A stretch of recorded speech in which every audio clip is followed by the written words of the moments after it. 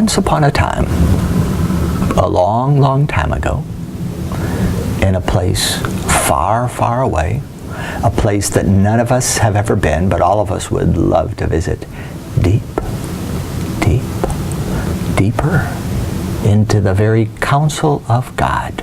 A conversation was held, a decision was made that someone would have to become somebody.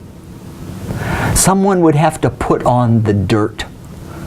Someone would have to go.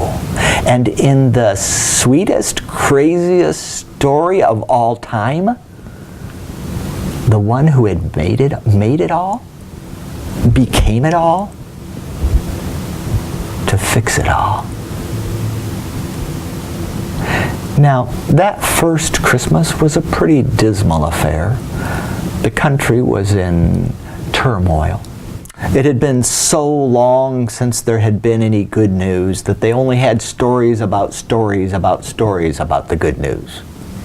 They would tell each other stories about the little shepherd boy, David, who picked up 5 stones and killed that conquering hero of the enemy, Goliath.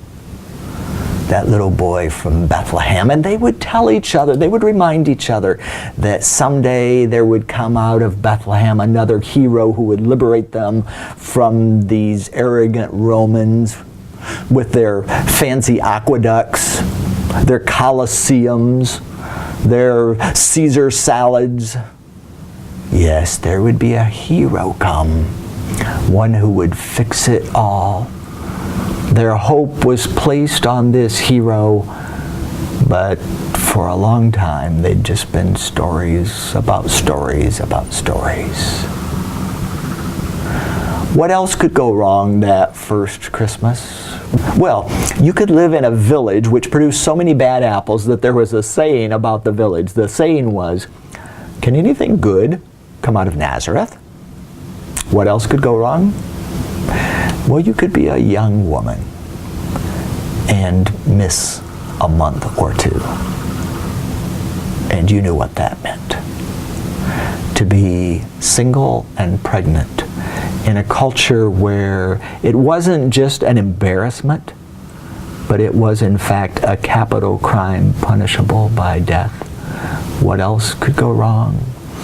Well, even though your husband decides to go through with the proposal and the wedding, still he has to close up shop because those Romans are turning the screws one more time. They're going to try to get a little more blood out of the turnip. They've required everyone to return to their ancestral homes to register for another tax. So now the 2 of you have to take the 80-mile trip back to your ancestral home, which coincidentally happened to be that little town of Bethlehem. So you walk the 80 miles, and in your condition, what else could go wrong? Seriously. You could get there, and for whatever reason, I mean, maybe the inns really were full, right? But maybe it was society's way of showing their disapproval that a young unmarried woman shouldn't be great with child. For whatever reason, there's no space for you in the inns. The only place Joseph can find is out with the animals. So there you try to make a rude bed, just a place to lie down, just a place to hurry and get back home before this baby's born. What else could go wrong? The pains could start. And with all the normal fears, trepidations of a young woman far from home having her first baby, you could feel those contractions, and they come faster and faster, and you know the baby's coming, and there's no aunt to help you, there's no mother to help you, there's just this rough man, carpenter man named Joseph.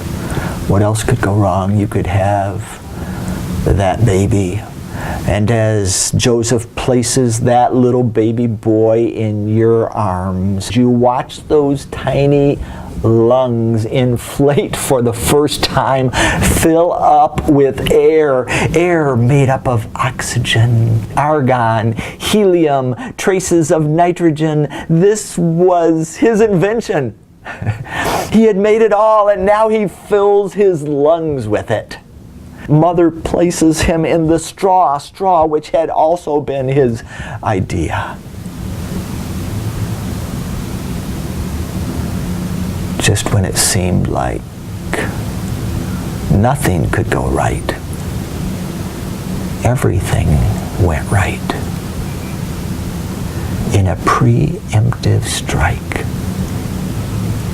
from the counsel of God, God Himself inserted into this dirt world,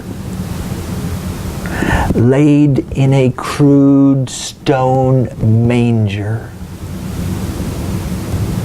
in a little village called Bethlehem. Hope was born that night. The universe couldn't keep quiet. A star broke out. For anybody who was outdoors, they could look up and they could see that star.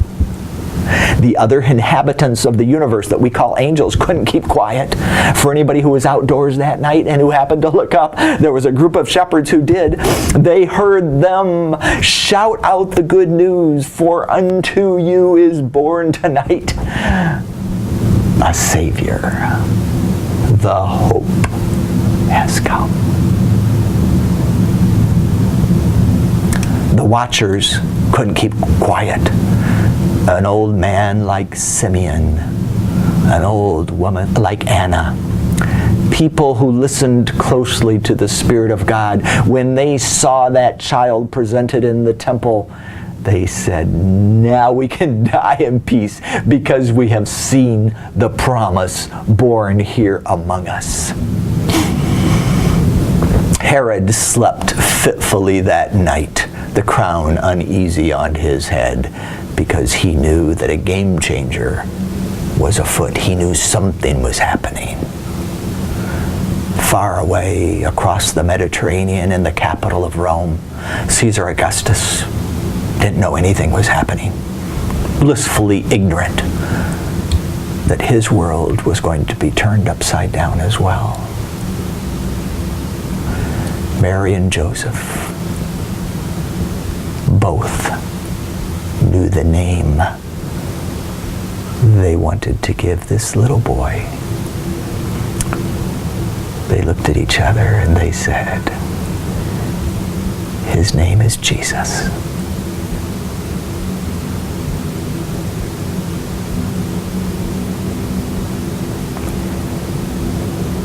And that's one small part of God's big, big story.